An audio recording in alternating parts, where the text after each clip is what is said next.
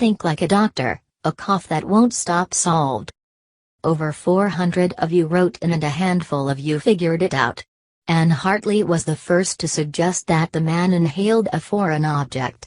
She's a general internist at Rush Medical College in Chicago. When I asked her how she figured it out, she said it was easy. She has 2 small children, and so, she told me, foreign bodies are always on my mind.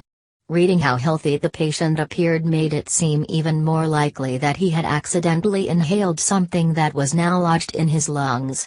Strong work, Anne. So he had inhaled something, but what? A couple of you even figured that out. A shout out to Tony Brisby of Britain, who was the first to suspect that the patient had inhaled a seed. Well done, Tony.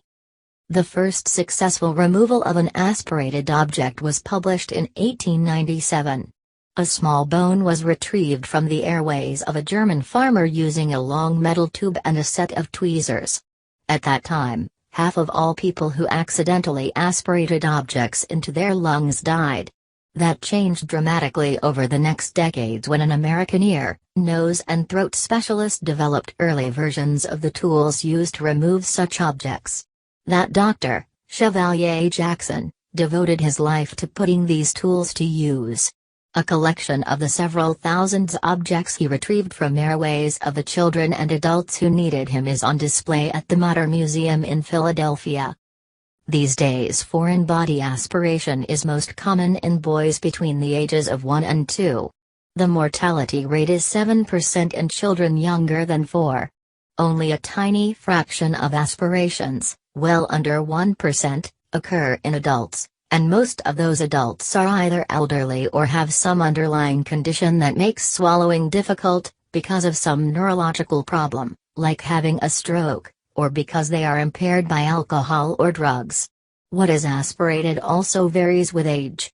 In children, most of the aspirated objects are nuts or seeds. In adults, the most common objects fished out of the lungs were pins or small plastic objects. Foods were a distant second. Most adults sought medical care within 24 hours, but some didn't remember aspirating at all and others remembered only once the object was found, when a bronchoscopy was done to evaluate symptoms, as was the case here. Persistent cough was the most common symptom, but recurrent infections were also seen. Presence of the object was often suspected from chest X-rays, which sometimes showed air trapping in the lung beyond the obstruction.